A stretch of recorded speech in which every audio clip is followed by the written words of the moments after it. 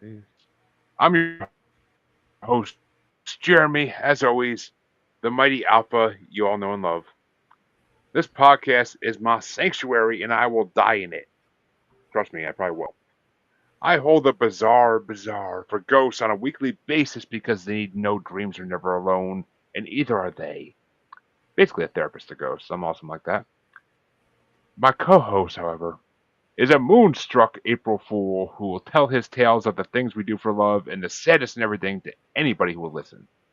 You might want to call him a virgin, but fair warning, the damage he causes when you do will be very tremendous. He may give you a pale black eye, which will not be covered by Maniacal Music Musings because we're not liable for his actions, just saying. But just remember that light can only shine in the darkness, and since we're lords of fire, we shine brighter than the headbeams of trucks on a 270. Ladies and gentlemen, CJ, the music god motherfucking playing. Hey, yo, yo, yo. Yo, yo. I feel like my I feel like my internet is freezing. So yeah, don't know what that's about. But that's right, Sunspots. folks. Your musers are back once again to bring you, well, maybe not, maybe not 3 albums this week, but we're gonna bring you some new content regardless, and just have a good time with it. Our guest didn't make it this week, but that's okay because we had 2 awesome albums ourselves that we just want to talk about regardless. So we might as well bring you guys those, and then if he wants to come on another time, we'll make it work. But how you doing this week, CJ? I am, you know what? I'm alive. I'm not in jail and I haven't needed bail money. So let's call it a win. It has been a week. That right there, that right there is the goals, though. I mean, I feel the same. I feel the same way today. I'm alive. My car's not broken down. Knock on wood. Right. And and I have a job still. So I'm with you. Let's keep it going. No dead children, no dead bodies in the backyard, and I'm also on the side of the dirt. So I promise nothing about the backyard, but yeah, children are great. Well, folks, I will say before we get started that the guest we were going to have did have a really great album choice, and we'll talk about his album choice if he ever decides to come on, if he wants to reschedule and come on again. But CJ, what album did you want to bring? I brought a hip hop artist from Detroit. His name is Aztec the Barfly, and you've heard me mention him in previous episodes a time or two, and I thought it was appropriate since our guest was, or are supposed to be guest. There's a bit of a hip hop artist, so you know. I brought Aztec the Barfly. He has a record. He has 3 or 4 records. 16 Chapel. He has one called The Bar Bully. And this one is his newest solo one. It is called The Line King. Line. And it's a big old beast of a record. The ironicness in that name. And the ironicness in that name, I love that he went into that a little bit. So I'll get to that in a little bit, though. But I love that he leaned into it. Yeah, he does. Like, it's a lot of his stuff is like, if you listen to it, the 16 Chapel, the Bar Bully, the Lion King. It's basically all about him being, a lyricist, essentially. So, and even the newer one, he's got a new group that I didn't know about. And the new group,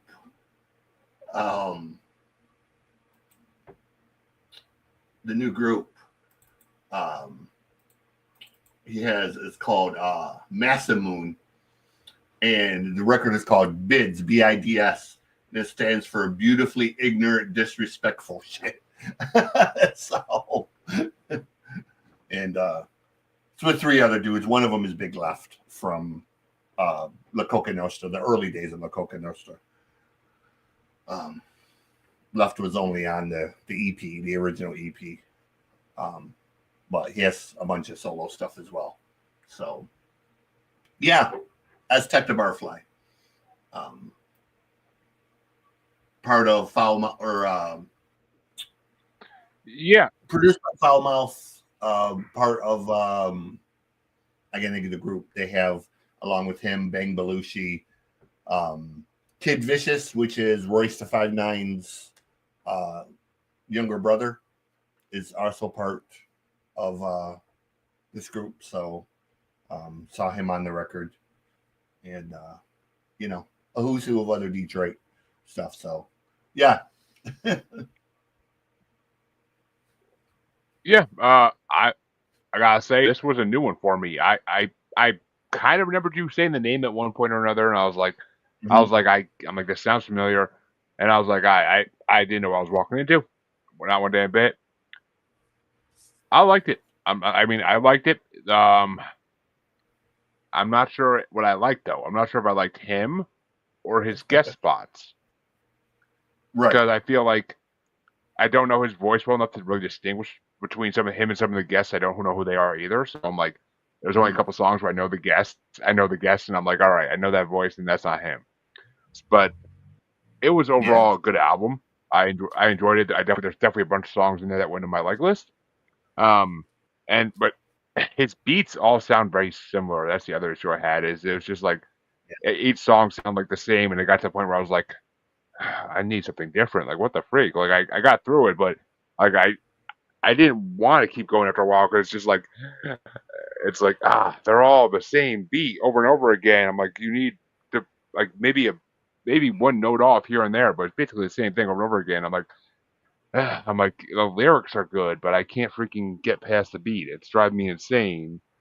So I mean, overall it was a good album. I'm not gonna lie. I mean, I definitely there's definitely songs in there I can listen to that the flow was amazing on, which I'll get to all that when I get to my top five. But I Yeah, don't know. that's I production is done by Foulmouth.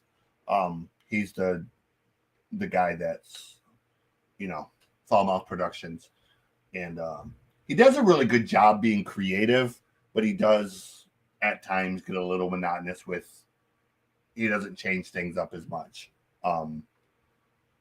And I like his use of certain effects, especially with Aztec. He has that gorilla sound they use.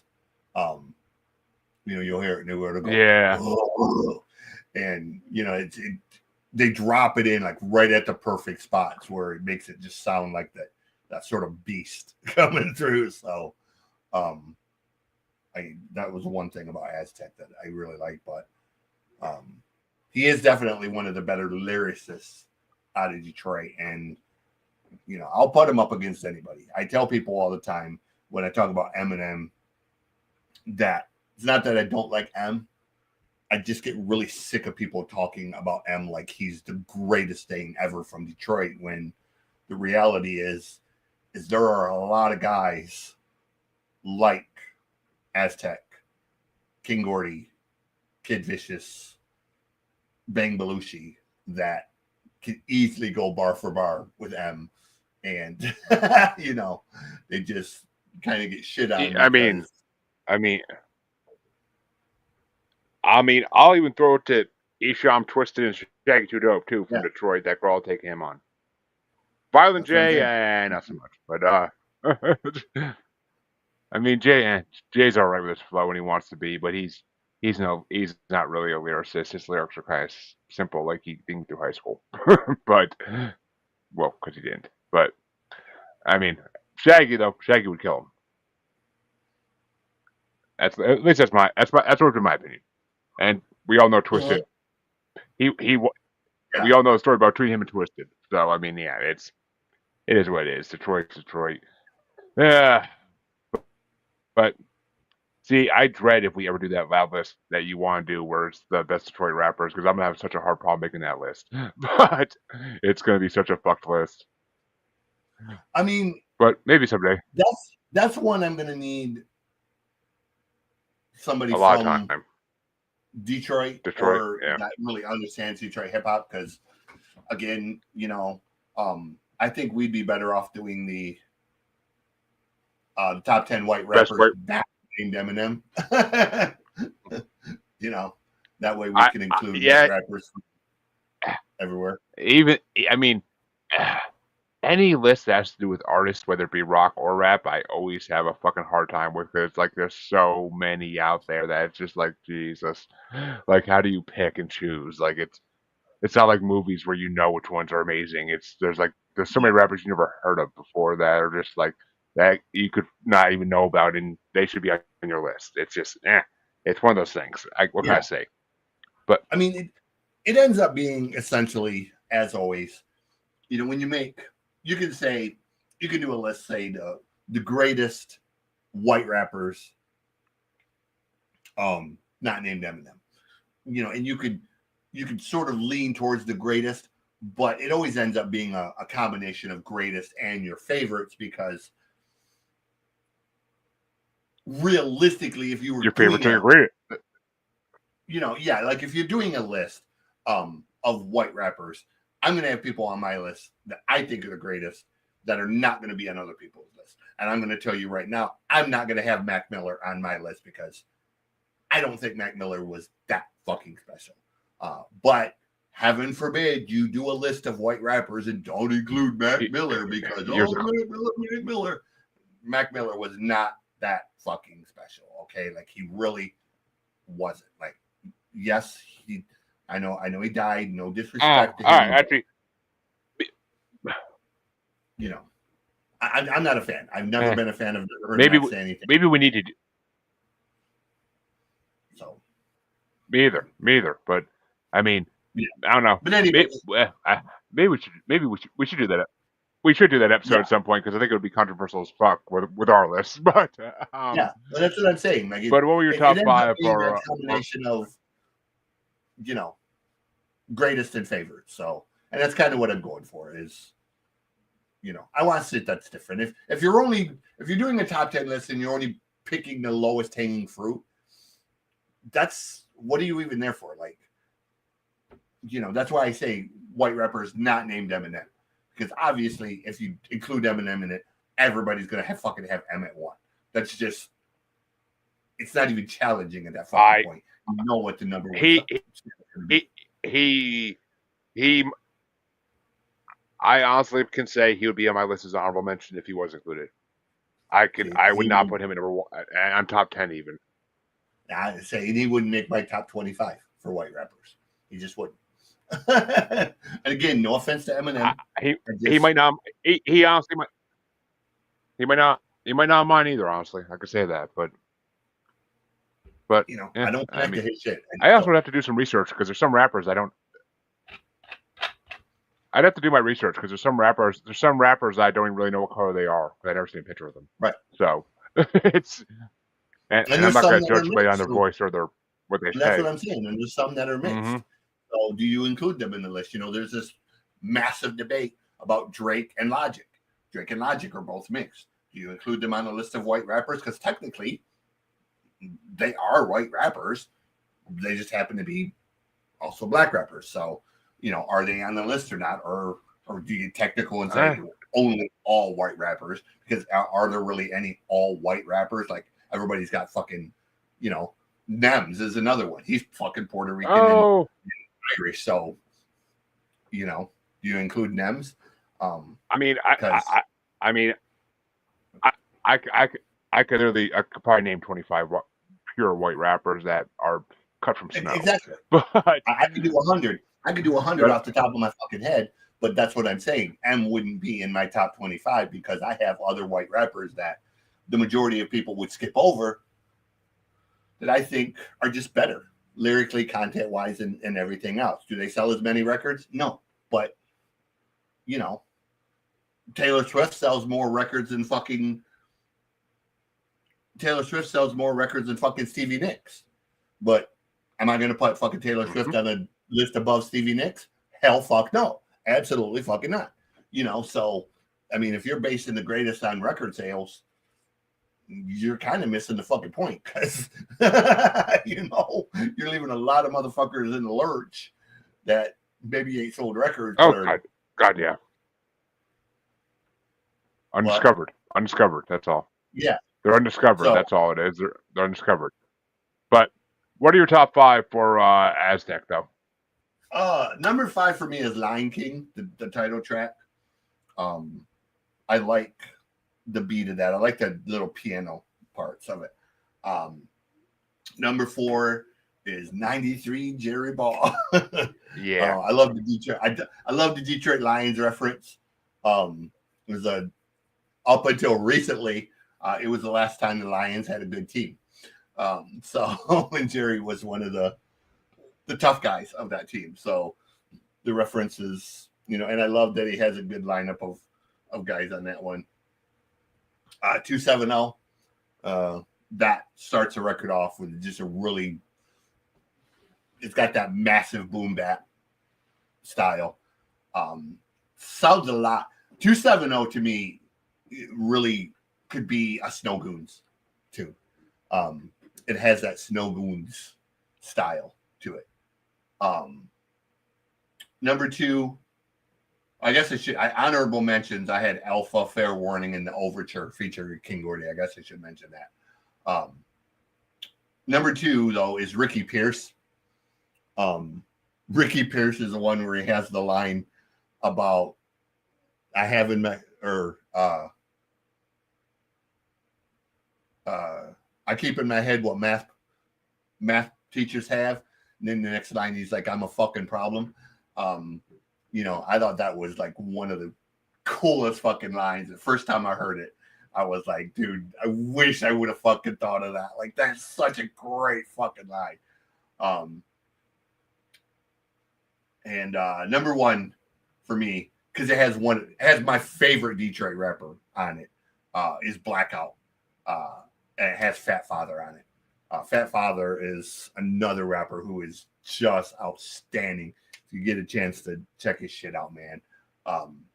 The dude has bars, and now the second generation, his son has started producing and rapping, and him and his son do shit together. And his son is really fucking awesome too. His son's only like 16 now, but his son's already got fucking bars. So, he definitely inherited. And it's great because when Fat Father come out, he was King Gordy's size. He was about 380 pounds. And he has since lost a shit ton of weight. And he is now down to about 230 pounds. So I tease him all the time about he's not Fat Father anymore. And now he's Skinny Father. So sounds like sounds exactly like my journey actually. But yeah. 380. I never being 380 in high school and beyond. But this is actually interesting because we had completely different top fives. I only have one honorable mention. I like the beginning of this album, and then there's a few select picks throughout the rest of the album I like. The beginning of the album, though, was Where the Fire Is. My honorable mention was Bangin' the Barfly. The beat and it was sick. That's why I got thrown on the honorable mention list. But that's the one that has Ben Belushi on it. Number 5 was I never heard of him. I never heard a lot of the guests on this album. But Ben Belushi is Bizarre if Bizarre had actual talent. Basically. Yeah.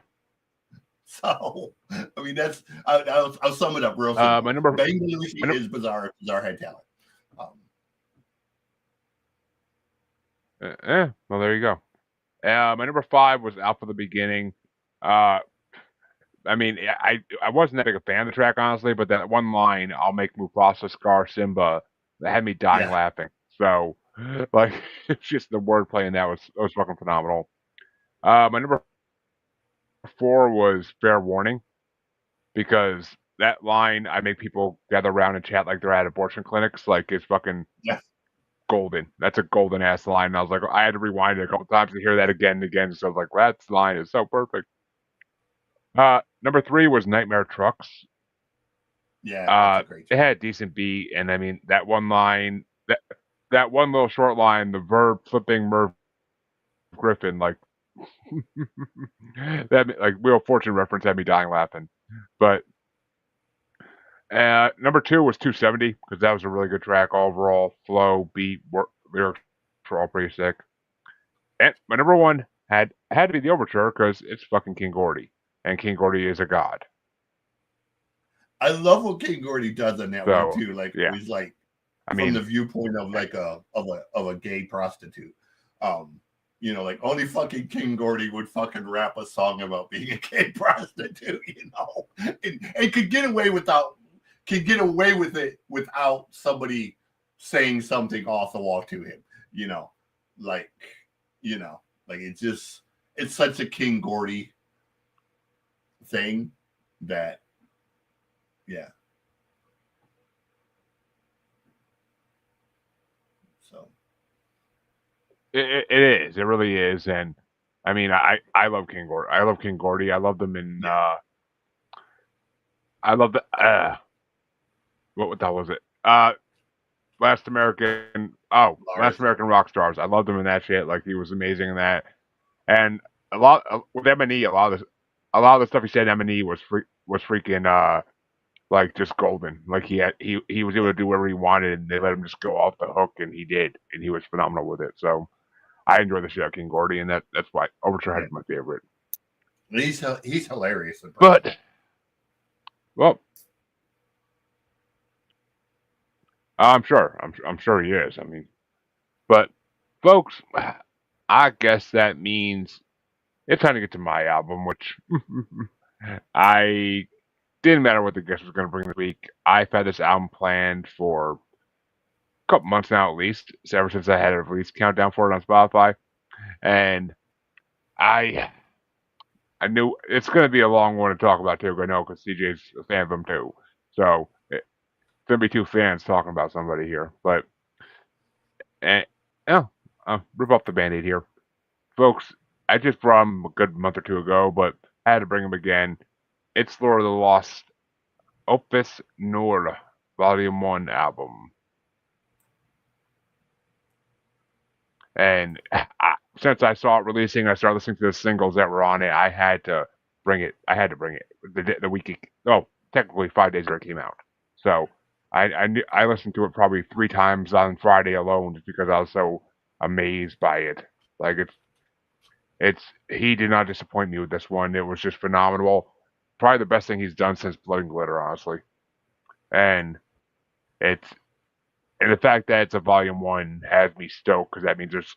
I think it's his next Swan Songs trilogy.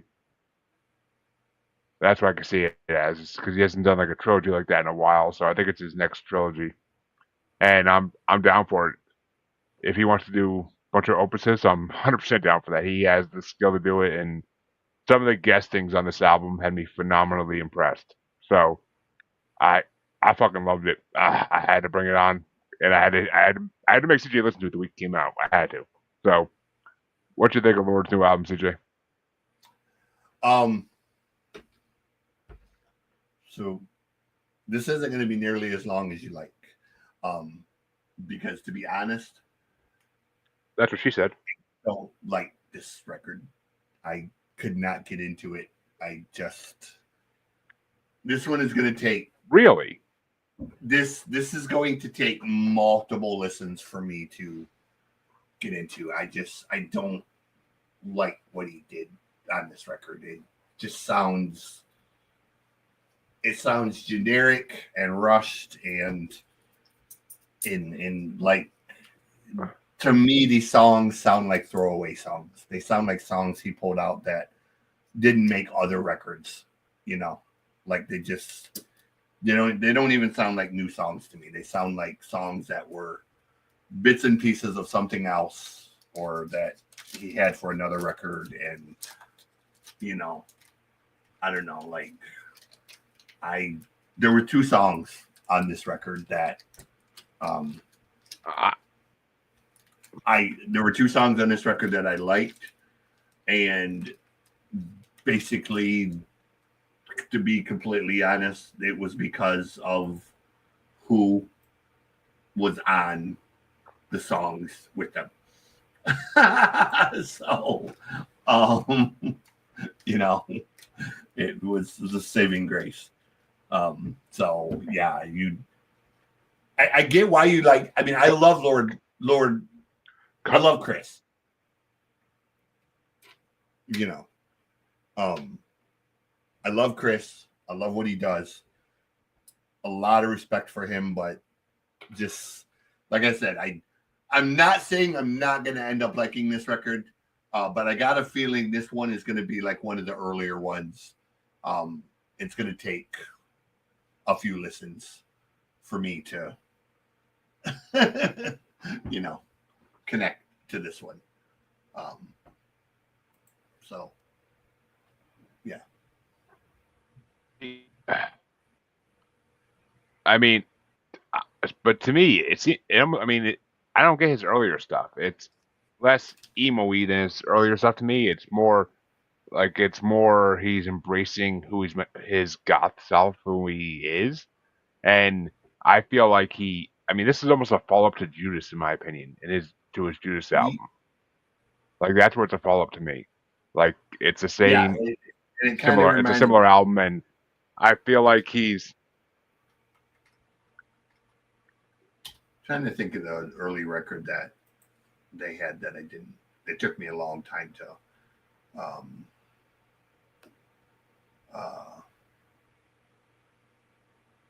and Antigone was the one that it took me, you know, a while oh to. no, I It was either Antigone or Die Tomorrow. It was one of those two. It took me a really long time to like those records. And like I said, I'm not saying I'm not gonna end up liking this record. I'm just saying the first impression of it did not connect at all. It doesn't have the feel of Judas to me at all, or Thorn Star. Thorn Star is my favorite. Um, Thorn Star is the one that got me into them. So, yeah. yeah. I mean, it's as someone who didn't get into them until like this is the newest album since I got into them. So I mean, maybe it's because it's fresher to me than like. I mean, I just listened to every single album he did like over the last month and a half, 2 months. So, and I watched a lot of his videos on repeat for a long time. So it's I mean, I don't know. This album really, to me, I've been listening to the singles for months as they release them. So it's kind of I've seen the videos as they release them. So this album has impressed me a lot. Like he's it shows to me it shows he's growing. He's growing and he's going to the next chapter of his career. Same as Marilyn Manson does with his career, which is who I usually compare Lord to. Like he goes through chapters where he does like certain songs. His first phase was like a falling in reverse phase almost in a way, but then it went to him with the whole Swan Song era, and I'm not a huge fan of that era, but it is what it is. I like it for what it is, and I like certain songs in it. And then it went to the next era, which was like Judas and Blood and Glitter, which are all more fantastical, like fantasy albums. And this album, I think, is kind of like the beginning of a darker saga for him, where he like sings about the darkness in the world. So, I mean, that's where I see it going. But good news, our guest is going to jump on actually. But Oh, okay. uh, let's finish. Let's finish off this album, and then we'll do his album, and when he comes on, then talk about him a little bit, and then he can give us top Yeah. five for and tell us what he thought of our albums. So, uh, yeah, Yeah, I definitely. I ranked all the songs in this album. I ranked all the songs in my album because I had to. Because there was 11, but still, I had to. I couldn't leave any of them off. But my honorable mentions are Moonstruck, Bizarre Bizarre, which Bizarre Bizarre is a really freaky song. I enjoy the hell out of it. It was the last single to release, and I literally watched the video as it premiered on YouTube at 10 a.m. on Thursday morning last week. Uh, is another honorable mention I had. Uh, Tina Guo, or however you say her name. Really freaking amazing violin player. Or not violin, the big one. Oh, no. Cello. I can't think what the fuck it's called. A cello. Very good cello player. Yeah, very good cello player. And that song is just kind of like creepy and almost like has Wednesday vibes to it. Dreams Are Never Alone is my next title mention. I like the lyrics in that song a lot, and it's perfect for him. He nailed that song 100% lyrically and vocally. My next song I mentioned was Damage. Like that line, the damage I did to my soul. Like that song is just beautiful. And my number 6, last song I mentioned, was Lords of Fire. It's almost War King reminiscent, that song. I know it's because Fewer Swans is on it. And I mean, I actually add them to my artists to check out list on Spotify because I want to They're check them really out. They good. seem pretty freaking awesome. They're really good. So when I heard that song a month, it's actually the first song when I heard, Go ahead. Sorry. fucking freezing. No, it was freezing. That's why, because every time I would say something, like it wouldn't come to you till like 5 seconds later. But yeah, they're on my list to check out because they seem like a band I'd really like. That's actually the first song I've ever heard them do that's in English. Normally their shit's like 99% German. Oh. So it kind of shocked me that they were English. So, maybe that's why. Oh, that was new. Okay, maybe that's why I haven't checked them out yet. But my number 5 was My Sanctuary. Like The Darkness, My Sanctuary. Like the video for it is really freaking awesome, and I love his voice in it. Like that's another one where his voice is meant for it. And my number 4 is I Will Die in It. Like that whole chorus of I wasn't born in love, but I will die in it. Like it's phenomenal. Like that was the first single to release off this album, and I fell in love with that song immediately. My number 3, which I'm sure is in your 2 songs you picked, but my number 3, they just released it. I actually messaged you when they released it like a week or 2 ago. It's Light Can Only Shine in the Darkness because it has Within Temptation on it, and him and her together is just phenomenal. Like I love the 2 of them together. Their voices match each other perfectly. But my number 2 was The Things We Do for Love. I think that's that's an amazing song. It actually took me a few listens to really grow on me because they didn't release that to the album release, but it took a few listens to really get into that. But I love that song. That song is a beautiful song. And my number 1, which surprised me because I didn't know my number 1 was going to be when I listened to this today for like the 5th time. I didn't know my number 1 was going to be because I couldn't decide originally. But my number 1 has to be The Sadness and Everything. Tale of Time, I never heard of them, but apparently they only released 1 album so far. But I will be listening to them as well because they impressed the shit out of me on that song. Like I was really impressed by Tale of Time, so I wanted to just I have to go check them out more. That song blew me away. The Sadness and Everything is just an amazing freaking song. Oh, and Perfect Timing because that's my top 11, I guess, for that album. But our guest is here. I am so sorry, guys. For some reason, when I signed up for the event, it's kept it in 9 p.m. East Central Time for me. So I just got even the alarm on my Podmatch calendar. I don't know why. I when you texted me, hey, are you coming? I'm like, what? It's in 15 minutes. What's going on? So I can't apologize enough. I'm so sorry. It's cool. Yeah, it happens. Yeah, it happens. It happens. The fact you can actually get on now I mean, yeah. I mean, the fact you can get on now and actually do the episode is awesome. I've been looking forward to this podcast. And if I don't pronounce this right, sorry, I didn't get a chance to talk to him beforehand. No, I've actually really been looking forward to this. I've been listening to those albums. I have notes. Like I watched a bunch of your guys' stuff. I really enjoyed the format, and it's just I'm mad at myself and that maybe I didn't like. I don't know. There's probably a setting in Podmatch I have to fix that won't do that in the future. But no, I'm glad that I'm still able to jump on because I liked both of the albums that you recommended to listen to a lot, and I have some cool notes on them. And it's kind of reminds me of something we do at the studio where we do these listening assignments with all of our interns, and we make them kind of do like kind of similar, you know, their favorite songs and what they're hearing in the songs and everything. So it's just a super cool thing to do. All right, he'll be right back. He's going to try to get a better connection. He's having issues. But anyways, we are glad to have you. And, you know, I will say that I'm glad you're here because we were going to do the show actually and wait to do your record. But I was really looking forward to doing your records. Oh, nice. I'm loving the posters in the background too, by the way.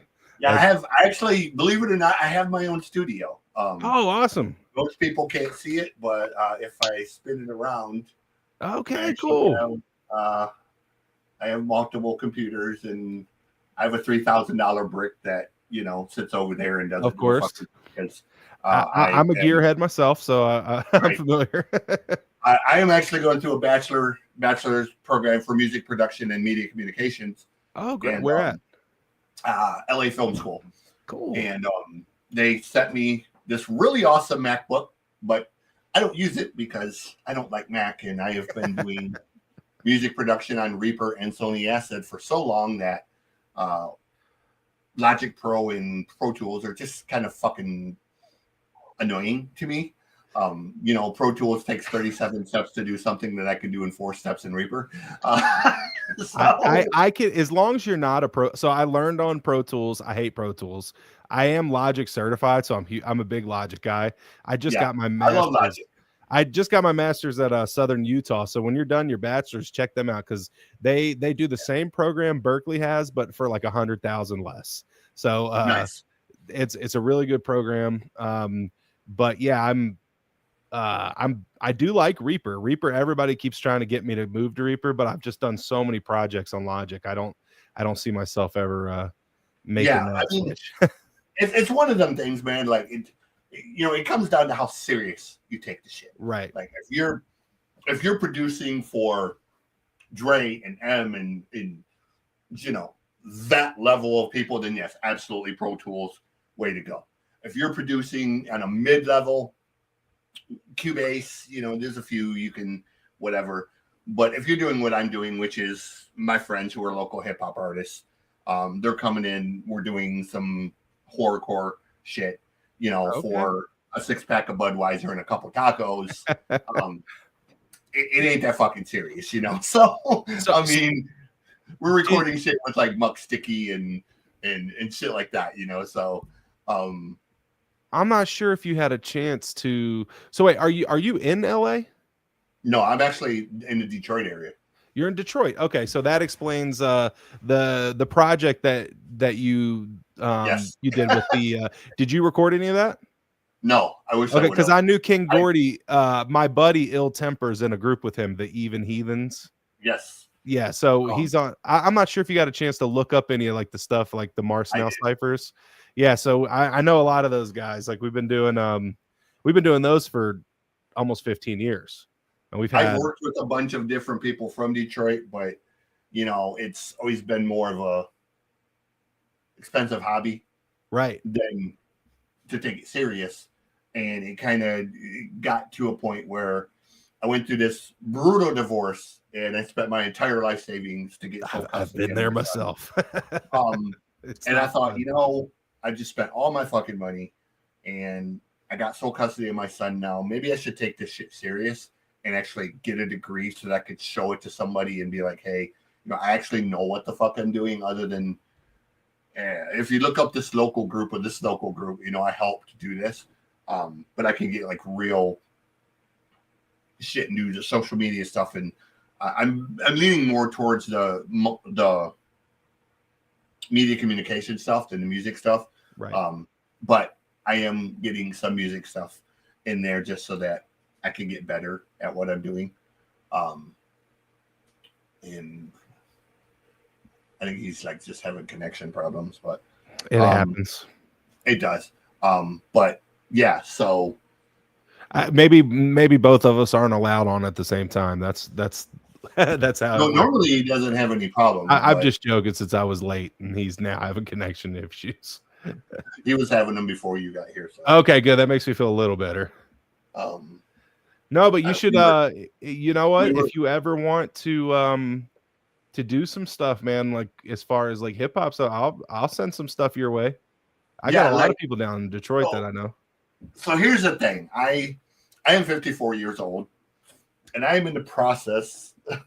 I have played in metal bands. I've done country. I've done random shit throughout my career from the age of 15 up until I had my kids in 93. At 93, I kind of dropped out of the music business, and I did a lot of other shit, and just thought, okay, I got to take this serious and make some money. Now I'm 54 years old, and I'm in the process of recording my first solo record. Okay. The problem is I have like 35 songs, and there are about 14 different genres. So I have 3 or 4 country songs. I have about 6 hip hop songs that are varying in somewhere between Sugar Cane and Scarface. Nice. I have some that are rap and metal mix. I have a couple that are punk songs. One called Eat Shit and Live to Taste It. It's a running joke because we were sitting around one night and a buddy said, eat shit and die. And I was like, fuck you, eat shit and live to taste it. So turned into a punk song. I've got just this random eclectic type of songs. And I've talked to people and said, hey, I want to record this. And it's the same response from everybody. You can't do this. Why? You can't put 12 genres on a single record. Oh, that's not true. You can do whatever you want. You can. You're not going to win a Grammy doing it. And I have no grand illusions that I'm ever going to win a fucking Grammy because I'm a shitty singer. But you know what? I want this just because these are gremlins that have been in my head since the 90s. These are ideas and shit that, I love it, man. I mean, several of my projects are like that, where I'll have things all over the table. We'll have like really hard guitar parts with trap beats on top of them, and we'll have like punk rock songs and Americana. Oh, I've been noticing. I love it. There's Prince, there's Iron Maiden, there's Bob Marley, there's Metallica, there's Pink Floyd. I do every fucking thing, man. Like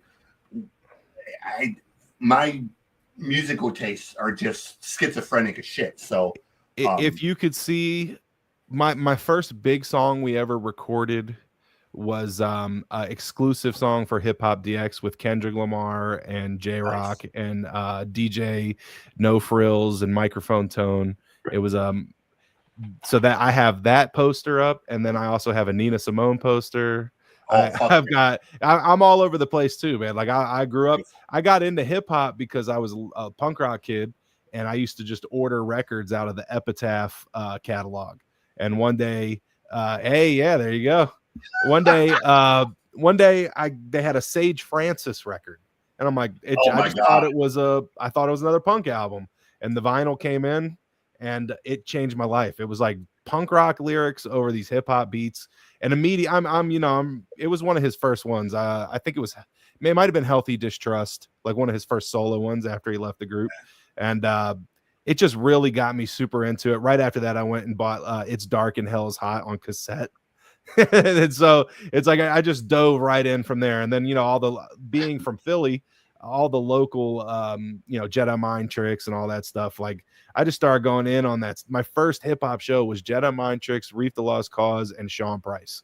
And fucking love Reef. Reef is one of the nicest guys. I love Reef too. He's been on some of our ciphers. I've known him since I was a 15-year-old kid. And fucking love that dude. Great One of guy. the nicest guys you'll ever meet. What he's doing For with sure. his son, dude, is just it's I so love it. outstanding, phenomenal, bro. Like it's He's one of the best. That really inspired. I told him this story before too. He told me it made him feel old. But that when I'm 15 years old and I'm at this show and I went up and started talking to him, he was probably 20 something, and he was just like super cool. He had time for a 15-year-old kid to talk to him, and now I've had him at my studio. I've recorded him. I've had him on ciphers. I've drove around with him, performed with him, and it's like that's really cool, and he's still just as gracious as he ever was, and just like, and he doesn't have to be because he's the man. No. So I love Reef. But yeah, all that to say, do what you want to do. You know what I mean? Like, it's great. That's the thing. Like, that's the whole point. Like, if I have to release this shit one single as a fucking time individually, that is what I will do. Hell yeah. But at the end of the day, I'm going to release this record, and it's going to be titled "The Menial Mumblings of a Musical Madman." I like that. It's just because, and I had that title years before, Jeremy, before I was ever with this. So the fact that I ended up on the show, I know. No, it's funny. I've thought about it. Like I wasn't going to question. No, like the fact that I ended up on a show called Maniacal Musings, when I had the title "The Menial Mumblings of a Musical Madman" since like '93, it's that was fate. Yeah, exactly. It's fate. But anyways, exactly. Well, yes, yes. And sorry, my internet's being fucking horrible tonight. I might need to get my laptop looked at. I don't fucking know. But ladies and gentlemen, I am proud to introduce on the show, and if I pronounce this right, we didn't get to talk before the show, so don't blame me. But introducing Steve Sxaks. Hey, you got it. Yeah. I hope I got it right. But you did. Fuck yeah. Thank you, Podmatch.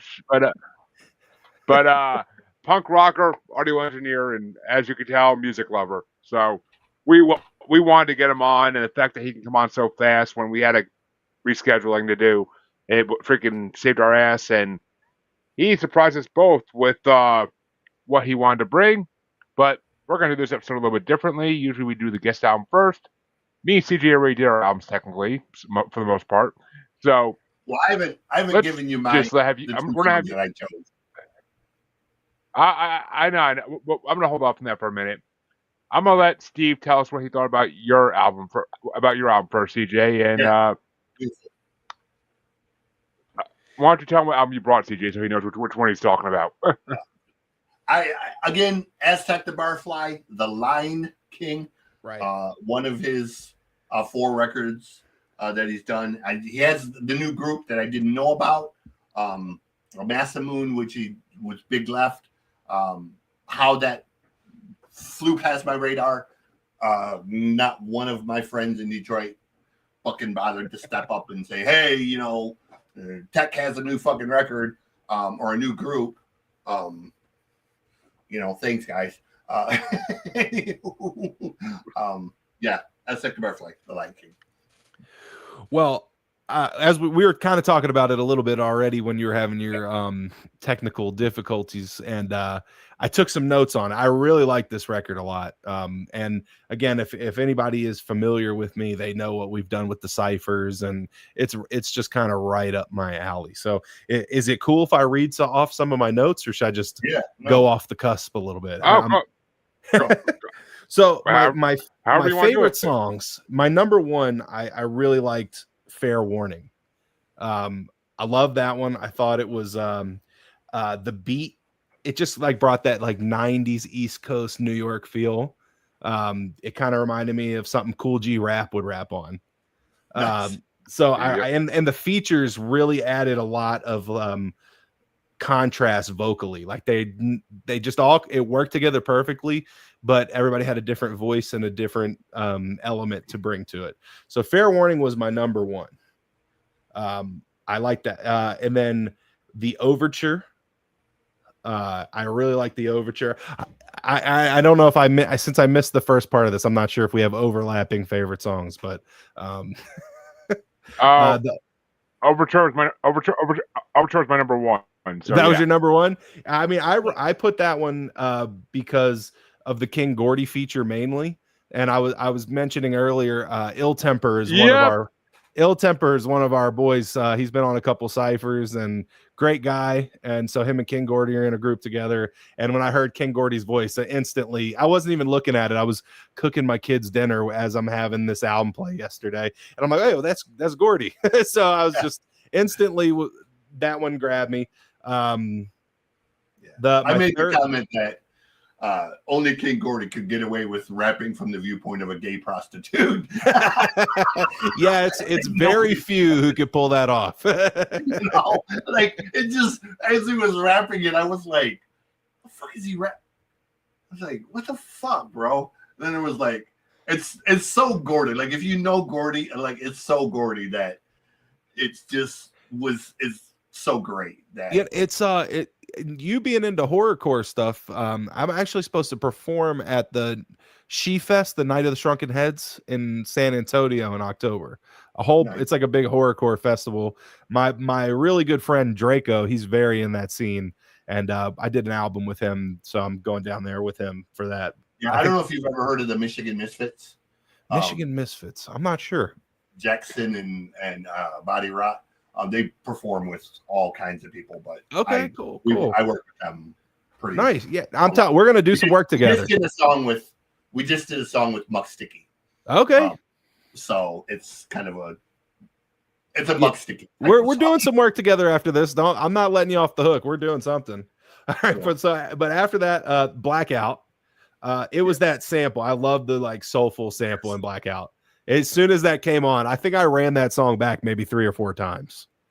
It's just chef's kiss. It has Fat Father on it. Fat Father's another one who's fucking outstanding. Yeah. The features on that one were great. Then I'm trying to fly through it since I kind of am behind. I don't want to, go too slow. But Ricky Pierce, I loved Ricky Pierce because it was like a Bond. It was like a James Bond movie scene. Like so I just when that one came on, I think I ran that one back a couple times too. That has my favorite line of his in it, where he says, "I'm what math problems have in their head. I'm a fucking problem." I was like, first time I heard it, I'm like, God, I wish I would have wrote that fucking line. That's such a badass fucking line. Then I also loved "Good to Be Home," and that one I liked because it really just had that Griselda kind of feel to it. Like I could hear Benny on that one. And Benny's another guy I know who's just like he would destroy that beat too. And honorably I put Nightmare Trucks because that one's hard. That one was just hard. My whole thing with the album as an engineer, I can't get into an album if it's sonically not pleasing. So it's like the album was mixed great. It was a really great recording. Everything sounded good. You could tell everybody, put a lot of work into it. So the whole album was great, but those were my 5 plus my honorable mention. And again, sorry for speeding up. I'm trying to catch up to you guys. You're good, brother. You're good. All good. All right. So yeah, the album we were discussing when you came on was the album I decided to bring because, as I told CJ, it didn't matter what fucking album the guest is bringing this week. I knew the release date for this album months ago, and I said the show after this releases, I'm bringing it the fuck on because it's one of my newfound loves in music. And so, yeah, I brought the Lord of the Lost Opus Nor Volume 1 album. Did you guys already go over this one too, or did I? He went over his picks. I didn't go over mine. Okay. Not you, Kim.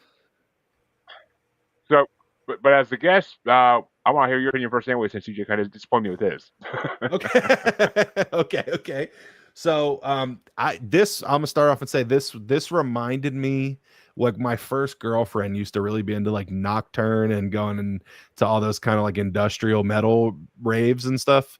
So, was Crooks of Shadows, or I kind of forget all these bands, but I've seen it. Really just brought me back to like 2004. So I appreciated it from that point a lot. But my first one that I liked was Damage. I really like Damage. The Yep. breakdown into the like softer industrial and orchestral parts were crazy. And then the transition back into the heavier parts was just like so clean. I love that. That was He, awesome. he's a master at that. Yeah, He's a master at that. it was sick. I really thought that was awesome. Next was Ghosts. And honestly, the thing that grabbed me with Mm-hmm. Ghosts was just the intro keys. That just immediately just was like, whoa, this is like haunting almost. And then I wrote in my notes, what were you saying? What were you saying? Sorry, I If didn't you mean to cut watch you the off. video, watch the video. The music video for it is freaking like so goth. It's not even funny, but it's him and it's him and Tina Gao playing like cellos together throughout the whole song. I love that. I wrote in my notes, this is what Davey Havoc wishes he sounded like. So I'm not sure if you've heard the new AFI where Davey looks like Bob Ross, but No. he's trying really hard to have this kind of vocal range. I just thought that was funny. It actually reminded me when I read that. Then next third, I'd say I Will Die in It. Immediately the orchestra and the heavy guitar, it just was like punishing, but then just like holy almost. I can't that's how it was, like punishingly holy with that orchestra and just the riffs. That's a theme in a lot of his music. Like it goes back and forth. And I mean that was one of the first singles they released for this album was that song, and it was like I think it was actually the first video he released for this album because he loves his music videos. But I that love like them the music video for it is so fucking dark. Like I fucking love it. Like it's just he is. I mean, to me, he's my. I just found him 2 months ago for the first time randomly because he did a Powerwolf song, but he is literally one of my favorite artists of all time. Now he's just such a creative. He's such a creative. I ended up grabbing both of these albums on Bandcamp too, because as an artist, I try to support other artists. But I when I was looking them both up, I found that they both had Bandcamp, so I definitely copped them. Let me see. So next, I had My Sanctuary, and I really like this one because it just reminded me of like honestly, it kind of reminded me of like a bad '80s action movie. It just had that kind of like upbeat, just synth heavy powerhouse kind of thing going on. I liked it a lot. But yeah, I could see it being in like a I'm trying to remember what it's called. It was like that movie where the guy goes back in time to kill Hitler and he's like riding raptors with lasers on their heads. I don't know if you guys I don't know that one, but I'm interested now. I'm gonna look it up before the end of the show and tell you the name of it. But this song could have been in that movie. They had like David Hasselhoff like came and did like did the whole soundtrack for it, but it had that kind of vibe, just like synth forward, real heavy stuff. So yeah, that was My Sanctuary, and then my last one was Lord of Fire. The intro riff was awesome. The chorus was really catchy, simple, and powerful. Like it was probably the most catchy of the choruses. Obviously, I mean it's like Lord. It was pretty easy to grasp, but I found myself just singing it while I'm walking around. And then also they had the doom growl in there that was just vicious. I loved the doom growl.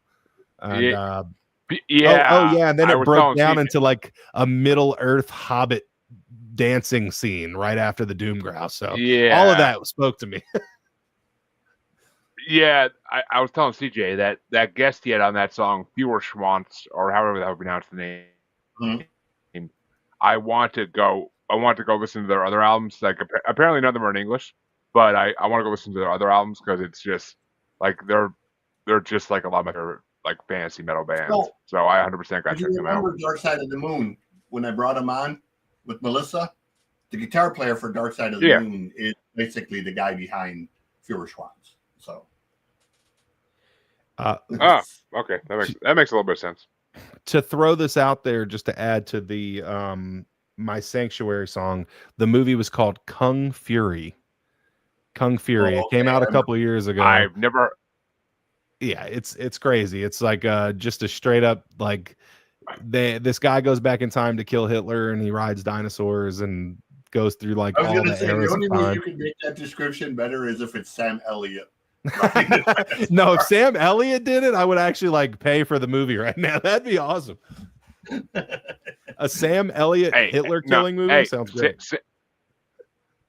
Well, he was. In the They guy did who that. killed Bigfoot. It's called The man who killed Bigfoot. the man who killed Hitler and then the Bigfoot. Yeah, the man who killed Hitler and then the Bigfoot. I'm adding that to my list right now. I don't think I've seen that one. I got it on Netflix DVD like 7 years ago when it came out, and because it was a Bigfoot movie and it was Sam Elliott. How did I miss this? And like it was not advertised at all. It's a different kind of Sam Elliott. It was. Oh, it is, but it's almost like a James Bond mixed with like paranormal movie, which is kind of fucking awesome. Yeah. It's a different kind of Sam Elliott movie. Maybe the name of my next album, because that was just such a. I'm stealing it from. It's a different kind of Sam Elliott movie. That is awesome. I just added it. I'm definitely getting this immediately. Oh, it's definitely worth a watch. But it is. DJ. Really, yes, I'm dying to hear. DJ, what were your two songs that you were able to like off Lord of the Lost until you hear this album multiple times? So the second of the one is Damage, because I love Death Stars. Death Stars, there were two other bands that are similar to Lord of the Lost that I love and adore. One is Death Stars. The other is a band called the Latex Twins, or Latex Teens. I'm sorry, Latex Teens. 3 S's at the end of Latex. And the fact that Death Stars is on this record, or was on this song, it gave it a good balance. The singer of Death Stars is sort of like the Peter Steele version of Chris, essentially. He's got that long dark hair and he's very gothic looking, and could easily play a really nasty vampire in a good movie. But the main one was because it has Sharon on it. Light can only shine in the darkness. I know Sharon, it. Yeah, Sharon Van Adel is one of the most gorgeous women walking the face of the earth, and she's a phenomenal fucking singer. And if you ever listen to her talk, she has like this almost perfect English, but you can still hear her Dutch accent in it. And, it's so, she's just, she's a goddess. Like, she is, everything about Sharon is, I 100% support this statement. 100%. 100% support this statement. And she's really a sweetheart woman too. She's so kind and gentle with her fans, that I really respect her a lot as well. I mean, I make the remark that she's beautiful, but it's not really, other than the fact that she's really fucking beautiful. She could easily be like a Broadway type of star, if Sharon wanted to switch gears, she could easily be the next Sarah Brightman. And probably not even break a sweat doing it. Oh, God, yeah. God, yeah. She would be a natural at that shit. Yeah, so that was instantly going to be my favorite song even before I heard it. It ended up being the song that I connected with. And as I stated before, it's not that I don't like this record. I think it's going to be like Antagony, the first record, or whatever the second record was. It's just going to take me a few listens to catch everything and sort of connect to it. And well, yeah, part of it, Steve will understand too. A year ago, I listened to everything as a music fan. Now that I'm doing what I'm doing, I listen to it as the guy who understands production now. So shit that I liked a year ago, I listen to now and be like, ooh, yeah, that could have done that different. have tweaked that. That could have used an auxiliary on it. And you pick up little things that you don't normally listen to. So, well, I mean, like I said, I've been listening to these singles for weeks now and months, and watching the videos on repeat, basically. So I've heard a lot of different aspects of this song that I didn't like Ghost the first time I heard it, but it took me a few listens to really get into it. And then I started. I still don't like Ghost. There is just something about Ghost that I cannot get into, and I think it's no. The song, CJ, not the band. That made my list. I loved it when I heard it. My bad. I thought you were talking about the band. I'll shut the fuck up. I liked it when I heard. I liked it when I heard it, Steve, but it was just like it took a few listens to really start loving it. Like it took a few listens to really start like getting it. I had to hear every aspect of it. Like at first, I was just like, "Is he doing like a tribute to Wednesday?" Like that seemed what the video was. But I mean, it wouldn't surprise me. I mean, he's a funny motherfucker. If you watch like his behind the scenes shit on YouTube, he is a funny motherfucker to like hang around with. Like he shows it off in some of the videos for his Blood and Glitter album that I brought on last time I brought him on the show. But like he's a funny motherfucker when he actually is like him being himself. So I mean, if you never actually heard of Lord of the Lost, like I would definitely check out a lot of his previous stuff. He's done a lot of. He's been around for like 15 years. He's done a lot of great shit. So, but I mean, I just went down that rabbit hole, and I am so happy I did. It opened my mind to so many more music acts out there I never knew existed. So, I love fucking European metal. You never stop finding more. Yeah, when you find good European metal, it's fun to explore. There was a band you guys might have heard of them. I forget their name, but they do Metallica covers, but it's all a cappella. They have guys who do the instruments with their voice. You're talking about Van Canto. Van Canto, yeah. Like that. Those Van Canto videos are so fun to watch for some reason. Dude, they do Iron Maiden, Manowar. Oh, it's so fun. They do freaking all kinds of shit. They do their voice guitarist is amazing. Yeah. Like he just nails the tone of like every guitar. I'm not sure if you're familiar with them, but fear of the dark. Yeah, they do really great. I'm so shocked you knew that. No one ever knows that. I'll describe that, and they're like, "What are you talking about?" You will learn that. People think the music god thing is like some weird thing. It's literal, bro. Like it's literal. Well, Steve, I know we're all dying to get to this moment. So, what album did you want to bring on our show? Because we're dying to get to this. So, I wanted to bring Manchester Orchestra's Simple Math. And the reason, originally I was going to come on here and play some of my music, but I just didn't think that was the best way to get to know you guys, right? And I always, whenever we have new interns, when we do our first listening assignment, we do Simple Math, because I truly believe that this is like one of the best engineered projects of all time. Like it's a top 10, like the engineering on the project. Not talking about musicianship, I'm just talking about engineering. Specifically, the engineering on here is incredible, and I think it's a great teaching tool whenever I have interns. And I genuinely love this album. I've listened to it so many times. I just thought it was kind of fitting to come on here and get to know you guys with this. So yeah, it's Manchester Orchestra Simple Math. Should I go into the list or? Hold off on that because we like to. I let you do the other two because we already kind of this format tonight is kind of backwards from how we usually do it. But I hold off on that for now because I'm gonna let CJ, since you went first tonight anyway, I'm gonna let you give your review of this because I know you're dying to. Since I mean I already saw it on Facebook, but he's not on your Facebook, so he couldn't see it. So this was a band I was not familiar with, and it's so rare that I come across a band that I haven't heard or at least seen their name. Right. So when I saw Manchester Orchestra, I thought, okay, it's going to be like classical music. So I looked them up and it was like, okay, it's not classical music. Cool.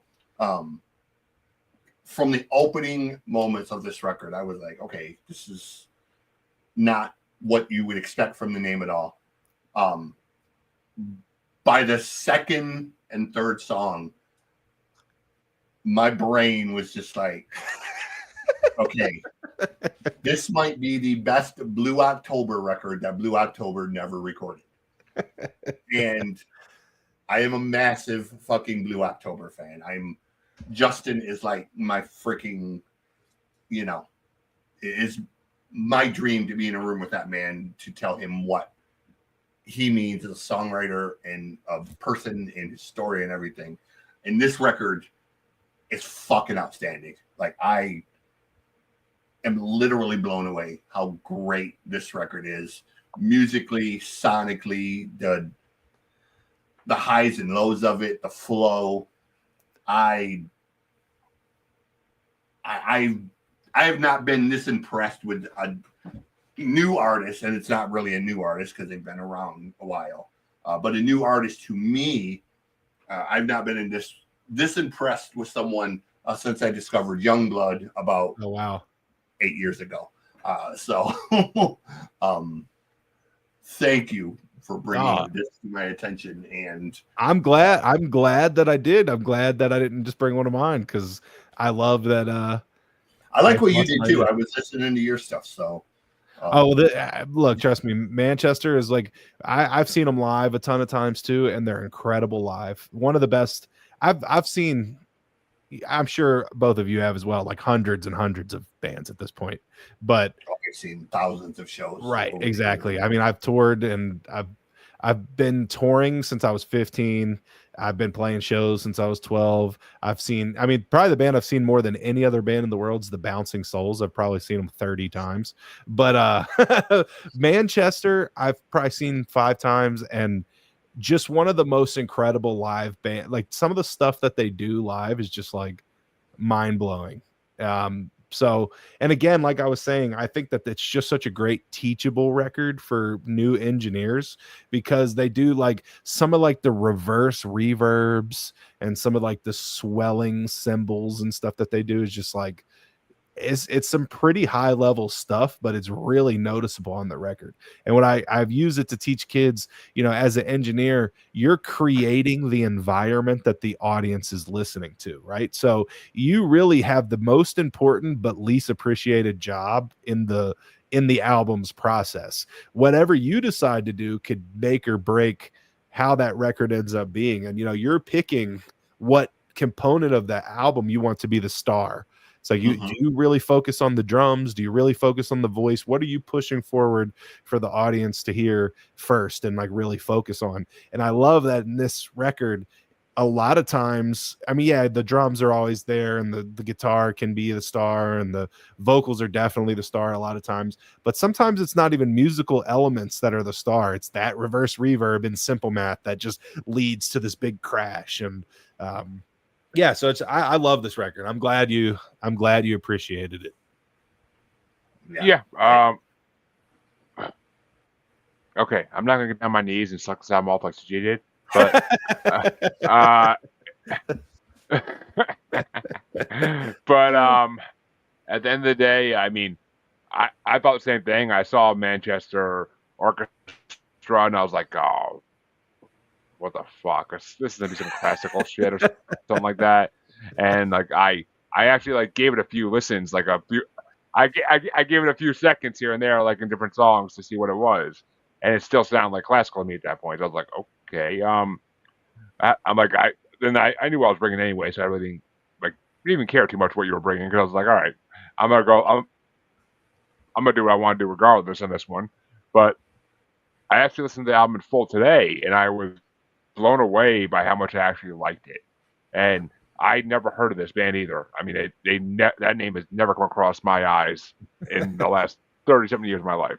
So I'm like, okay, I will say I like the first half of the album was a lot better than the rest of it, but I was able to get into it, and like I found a lot of songs I added to my like list. It almost reminded me of like a mix of ska and all the bands in the American Pie movies together. Okay. That Like whole that's what I like got out of it. 90s pop punk ska wave. I know the genre. They're Yeah. they every album, if you do want to Like check more of their like stuff, every like single album is different. Like vastly different. The recording is okay. different. The music structure is way That's different. Yeah, it's interesting. They do one that's album called interesting. Cope. They had one Uh, called Cope that was really, really heavy. And then they did an album called Hope where they did all the same songs from Cope, but they took all the instruments out and just did it like a cappella with like a choir and some weird synths. And it's just like ah, it's crazy, man. I'm telling you, it's just like a really wild contrast, but it's really good. So Oh, it's a concept. that's the type of shit I hate when they do. Like Lord Oh, that makes it even Lord cooler. Lord of the Lost did the same thing. Like, I mean, I Lord of appreciate the it as Lost an did the same engineer. thing with his Swan Song albums. Like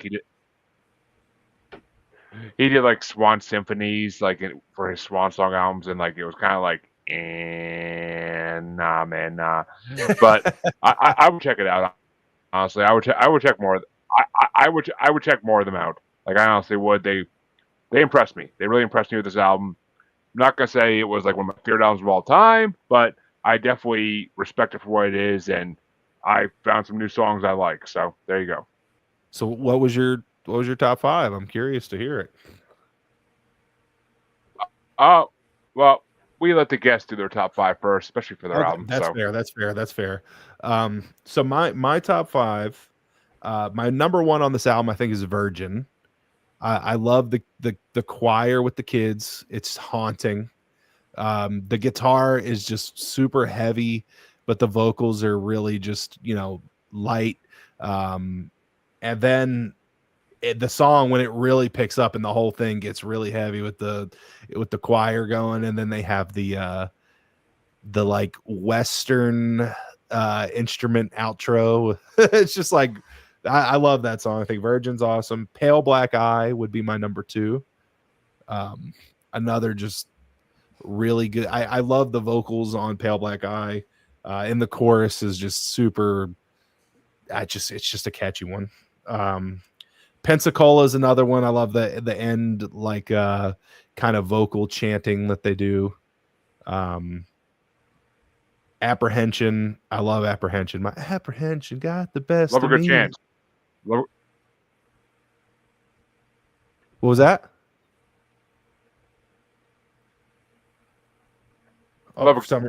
love a good chant. Oh yeah, I love it again. Punk Fucking rock kid. I delay. love a chant. The delay, yeah, the delay got me there. I couldn't hear you. I was like, oh. And then my final one that I really like is Simple Math. And again, that for me, I'm kind of like with you on the other album. The video sold me the most on Simple Math. I don't know if either of you watched the video, but it's really, really cool. They do like the whole song takes place in like a 30-second car crash, but just like going through his head and what's happening, and the whole band's in the car and they're just flying out of the car. It's pretty cool. Kind of like one of those like very just like moving videos when you watch the whole thing. So yeah, and again, from an engineering standpoint, it's just such an awesome mix. Just the mix is great. The stuff that the engineer chose to do with some of the reverbs and stuff is just it's really, really just a cool song. But yeah, that's my top five for this particular album. Well, I am really excited to get to my top five now. But CJ, you get to go first. Honorable mention is Mighty. I like that song, but it fell just outside of the other five. Number five is Virgin. I like the mix of Virgin, and I like the sort of I like the kid voices on it, and it's got a cool kind of a groove to it. Like it's a different kind of groove, almost like a slow burn type of groove. Number four, April Fool. It's a great one. Love that song. I wrote Blue October meets Hotel Books. It has that Blue October music style, but vocally, he really kind of does almost a Dan Smith thing from Hotel Books. Like dear non-believers, blah blah blah. Number 3 is Leaky Breaks. Cool song. Number 2, Pensacola. That's to me the best Blue October song that they never wrote. That song could have been on Argue with Trees. Like it just screams Blue October. But number 1 is Simple Math, because that to me sounded like if Blue October did a Pink Floyd song. It has that Floyd vibe to it. It has that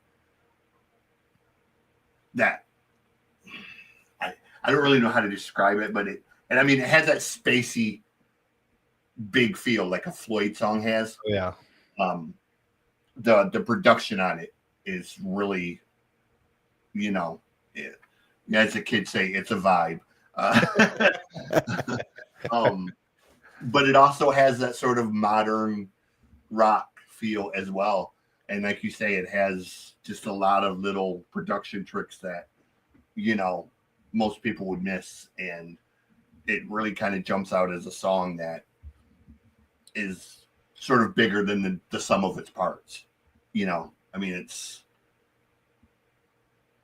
learning that it's a concept record makes a lot of sense. Like I didn't get it being a concept record listening to it. But as the flow of it goes, my brain is kind of thinking now, yeah, it does kind of have a concept to it. I definitely will be listening to other stuff they do, just because I like these guys a lot, and I'm always looking for new artists. I do so much metal and pop punk and hip hop that I love when I find something that's a little bit outside of those boxes, and maybe something I can listen to at night when I go to sleep, or can just kind of let my brain decompress to something that isn't as fast or as heavy or a beat heavy. So yeah, that's my list. This is a good list. Well, it's funny. You both kind of hit my top 5, but like Steve hit the first half of my top 5 and CJ hit the second half, kind of. In almost exactly the same order too, which is the funniest fuck shit. But my number 5 is 100% Leaky Breaks. I just thought it was a great way to end the album, and the fact that it's a concept album, I didn't realize that either. But the fact that it's a concept album kind of like makes sense with that ending. My number 4 was April Fool. I enjoyed the fuck out of April Fool. It was a good song. My number 3 was Mighty, because I really that was the first song I really dug. I was like, all right, I can get into this now. This is like ska kind of. I can dig this song. And I mean, I'm not even a fan. I'm not really a fan of ska even, but there's certain ska songs that are popular that I like. Like Real Big Fishes Sell Out. Like I like that song, but I don't like anything else they do. And then this is where you'll love it, Steve. My number 2 was Pale Black Eye. That's a great one. Something about the instrumentals, something in that song I really just got into. And my number 1 was Virgin, because that was 100% the best track on the album.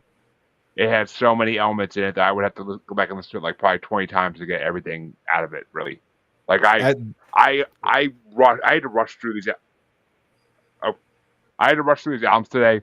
I didn't at the time. I usually had to really take them slow. I mean, I listened to every fucking track, of course, and all the albums, but it just I finished CJ's while I was driving, and I listened to mine while I was driving, which I've heard it like 6 times now, so that's not a big deal. But I mean, I gave your album the first shot today because I wanted to have the most time for your album just to make sure. Because I'm like, I never heard of this band. I need to give them the full experience. But yeah, those are my top 5. I mean, Virgin is definitely my favorite song I've heard by them so far. I definitely will be checking out other shit they did because I'm interested, especially now that you said they have a heavier album. I want to hear their heavier shit. Yeah, so, the Virgin has a really cool music video too. But yeah, they're heavier. The album that followed this one was Cope, and that had 2 of the songs on Cope have some punishing guitar, like just very heavy stuff. And then their newest album is lighter than this one. It's like a little more whimsical. So they're all over the place. Their first album is almost like a punk rock, like it's very punk rock, indie kind of vibe. And then they've just every single album is so different. It's almost like listening to a different band to every album, which I appreciate. Love that. I do too. It keeps it interesting. Which I honestly have a band I want to recommend to you, but I'm going to hold off on that because we definitely need to get you back on this show and just make sure we have the timing right. That because I would love to hear more about. It's already getting late, but next time I definitely want to hear more about your career in music as well. Just because that's usually how we start off the show. But obviously tonight things got a little helter skelter. Yeah, I usually write East. I might not at this time. Shit happens. I look back at the messages to like see if I did or not. You very well might have. Happens, so. You very well might have wrote East, but for some reason when I added it to the events, it still said 9 o'clock my time. So it's something I think that happened there, but I take 100% of the blame and responsibility. I should have triple and quadruple checked it because I've been looking all day. So I do apologize. I really was looking forward to this, and I'm glad I still got to jump on and be on for like an hour or so. I loved both of the albums. I'm definitely gonna keep listening to them. Yeah, well, we appreciate that, and like I said, we'll definitely. I'll shoot you a message over the next couple of days. We'll definitely get you on again, probably in October-ish. But we'll get you on again, definitely. I have an album coming out but in for now, a couple days. That'll be the one I bring next time. Oh, fuck yeah! I mean, it doesn't make you a narcissist to bring your own album on this show. That's for fucking sure. But but tell the people, Steve, where can they find you? Where can they find your music if they want to check it out? Yeah, I mean, if you want to find me, I'm at Steve Sxaks on pretty much everything. You could find my music pretty much anywhere as Steve Sxaks. And if you want to get in touch with me, you can just go to either stevesxaks.com or letsgoguy.com. And if you're interested in grabbing my novel, The Invasion of the Punk Rockers Who Drink Blood, which is music. It's a book about music and vampires. Can't go wrong. That is, just Google it. It'll pop right up, or shoot me an email. I'll send you a signed copy or something. But I'll talk to any, if you get in touch with me, I'll have a hour-long conversation with you. I'm sure you guys saw it. I'm a talker, so hit me up. And for you guys, I'd love to collaborate on stuff. Yes. I'll get with you.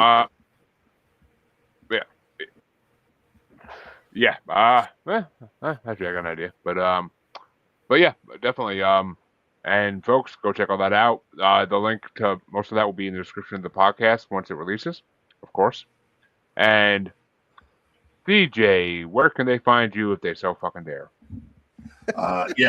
If you're brave and adventurous, you can pretty much type in the music god CJ Plain and find all my shit. But mainly, it is musicgodcjplain.rocks is the website where I'm currently working on trying to point all the other stuff to it. There are the podcasts, the Loud List. We do top 10 lists at Rock, top 10 lists of anything and everything your brain can imagine, from music to movies to pop culture, books, worst Halloween candy, best Christmas gifts, blah, blah, blah. We have The Noise Report, which is my main podcast that is being retired and will be soon to be replaced with the new show called The Mosh Pit Manifesto, which is going to be, instead of being schizophrenic like The Noise Report, just interviewing everybody under the sun, we're going to stick to pop, punk, and metal for this one. And I have a whole, I would not announce any of the guests, but I will tell you the first guest is a huge punk rock star, extremely famous. So looking forward to that. And we're going to do all kinds of really random, fun shit. And of course, there's the books that are being worked on. All Men Are Cremated Equal, which is one part Van Wilder, one part metal, and one part truck stops, truck driving, and horror stories. So, Texas Chainsaw Massacre meets Van Wilder for that one. And then Woulda, Coulda, Shoulda is a book all about 80s hair metal, about all the bands that should have, could have, and would have been huge if not for record label fuck-ups, malfeasance, and just being buried by tour managers. Yeah, that's everything in a nutshell. And of course, folks, you can find both your musers on Facebook as Squatchy Largefoot. It likes to post out our stuff. I don't know why. You can find us on X and the Gram as that Juggalo Bastard.